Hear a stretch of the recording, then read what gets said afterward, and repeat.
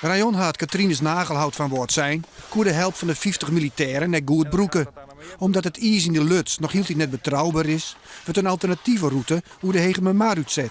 Zodat de toerrieders via de Fluizen toch naar Gasteland komen kunnen. Het ijs dat varieert op de slechtste plekken van 6 tot 11, 12 centimeter. Dus het is wel vertrouwd? Het is wel vertrouwd, rende is wel vertrouwd.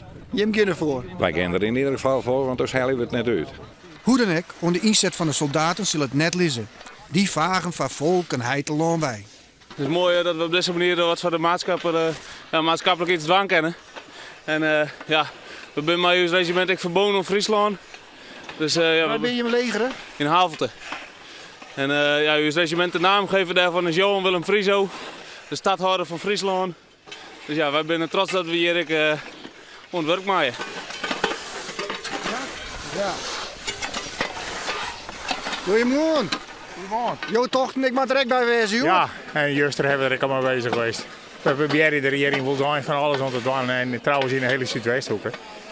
Ja, goeie helptruppen bij je. Ja, geweldig dat ze hier komen. Dan kan je zien hoe het leeft in Nederland en natuurlijk ook in uw eigen provincie. Het is heel mooi dat de Defensie nou mooi doet. En dat is de zichtbare overheid, daar hebben we nou over. Dat vind ik fantastisch. Ook de rieders binnen blied met de inzet van het leger. Want haar twijfels nemen ta.